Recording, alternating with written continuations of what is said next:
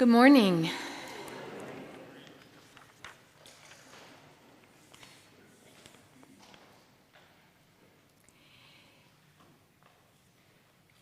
This is a rich set of readings today, I just want to tell you. And I'm really trying hard to shorten my sermons. But I just want you to know I could preach on this for at least 45 minutes. Hopefully I won't. So one of the things that I found very compelling about these readings was in a commentary that I was looking at, and it said that there's a very big difference between believing that and believing in. Hold that for a minute. In our language, those little words make a big difference. You can change the whole meaning and texture of something. So for instance, we may believe that the woman in the story touched the fringe of Jesus' cloak and was cured. What does that have to do with you? But if you believe in Jesus, who by the mere belief that someone has in him, that you can be cured of something that you have suffered from for 12 years and was continuously a problem. Because in the Jewish tradition, if you are bleeding, you are unclean. So the very presence of her going into this crowd to be there to touch Jesus' cloak was an incredible act of faith. It was faith in action, some might say. But it was also believing in the power that Jesus has, believing in who Jesus is. That's what cured her.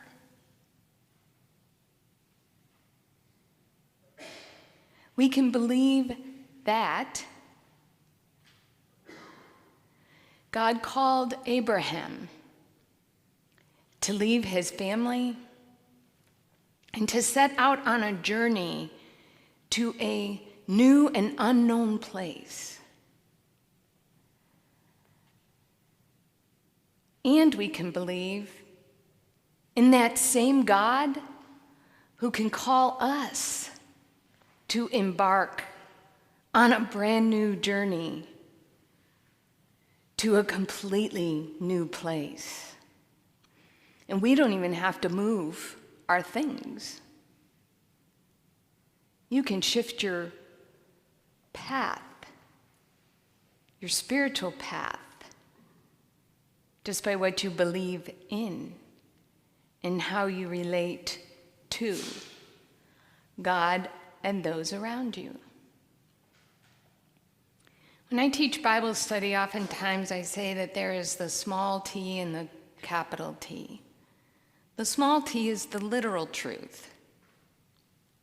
Do you believe that this literally happened? Talking about a Bible study. And I'll be honest, sometimes I just shrug and say, anything's possible with God. But that's not what matters. What matters is the capital T is true. And that is what Karen Armstrong calls the myth. And I always thought that myths were like fables, like untrue things, or true things with different animals acting as humans or whatever. But a myth is a deep, deep truth that is universal. But because we lack the language to talk about absolute universals sometimes, we use a story. And so the myth, the absolute universal truth, is that if we are willing to leave behind our old ideas, our shoulds and have-tos, and enter into this life-giving relationship with this God who wants each one of us to be free from the bondage of anything that is restricting our freedom. That's the story of the people of Israel. Adam goes into this new place. Abraham goes into this new place, and against all odds, and that's the thing about God, it's usually against all odds. It's hope against hope. Against all odds. Abraham's 100, and his wife Sarai is probably not much behind that. No children, but God promises to make them the core family of the generations to come. And as we know through the stories, it happens through Isaac. And then Isaac has Jacob and Esau. And Jacob has the 12 tribes. And it goes from there. And there's lots of tension in the story. These people from Abraham's lineage, they don't just walk into their new place and it's like everyone says, "Welcome, we're so glad you're here." And they have to play this. They have to fit in enough, but they can't fit in too much because they have to continue to live in the faith that God is leading them. And so God leading them might be different than the world they entered. God may be calling them to be different.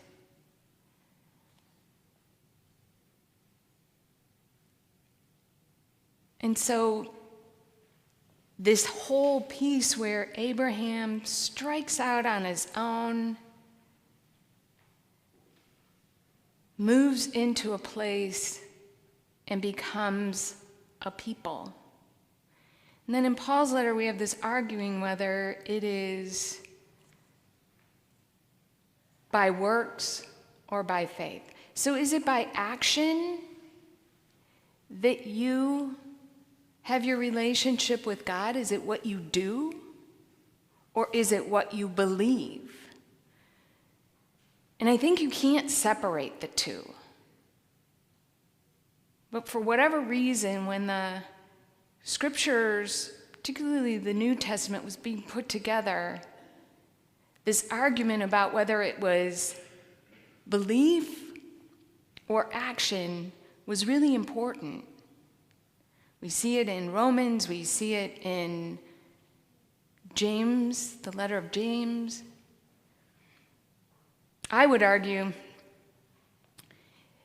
if you have faith, you will do what God has called you to do, and you will listen to God. And I think that's what Paul is trying to say. But remember, the law wasn't written when Abraham left. Abraham's family established what it was going to look like. And then from the family, the tribes with Moses put together what the law would be. But it all starts with this one man, against all odds, taking a leap of faith and going out there and believing that this God is true and good and loves him. And will follow through on God's promise. And we read those promises. They're beautiful. Beautiful, beautiful promises. And in Jesus' gospel today, Matthew's gospel, this whole idea of believing in God and in Jesus also says that you can't be righteous without letting God lead you. We all sin, we all fall short, we all make mistakes. But if we follow God, we'll have less. We'll walk into a place in which we can do the impossible. I don't know what your impossible is, but you can do the impossible if you invite God into it and walk by faith into that. Just as Abraham did the impossible, creating a whole new people. Has to start somewhere. Has to start somewhere. And it can't be just God alone, right? We can't just sit in our prayer spots, wherever that may be for you, and pray, and then do our own thing. We need people. We need each other. And the leader of the synagogue needed Jesus and knew it. Believed in Jesus and called out and asked for help and got it. The woman needed help, called for Jesus by touching it, and was healed. Folks, Jesus is among us. This believing in this Spirit that we talked about the past 2 weeks, believing in that Spirit is in each one of us. We need each other in order to believe in God. We need to believe in God's creating good. We need to believe that God is constantly creating opportunities for us. And it doesn't matter how old you are, or quite frankly, how young you are. God is always working. Always, always, always working. All we need to do is answer the call. When we say faith in action, it is not about how many things you do. It is about taking that first step into that relationship with God. It is about moving into those places that God is calling you to be. And I imagine that God is calling each one of us into places of love and grace. I believe that each one of us is being called into places where we can experience compassion and mercy and also offer compassion and mercy. We are called into places where we can be more just for others and receive justice from others. It's reciprocal. God is calling us into being reconciled with each other, both in forgiving and accepting forgiveness.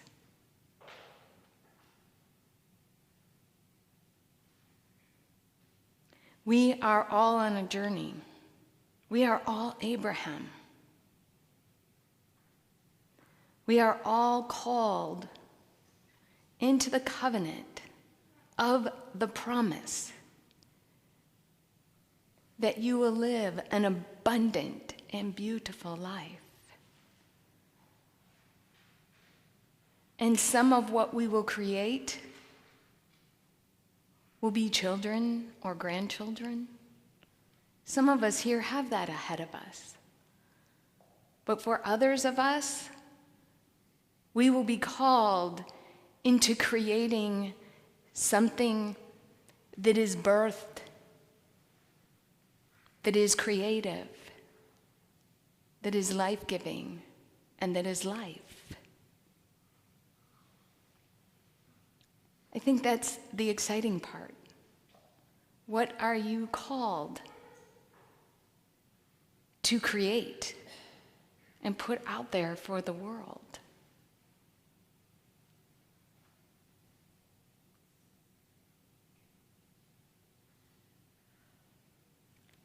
God is great. I believe in that. What do you believe in?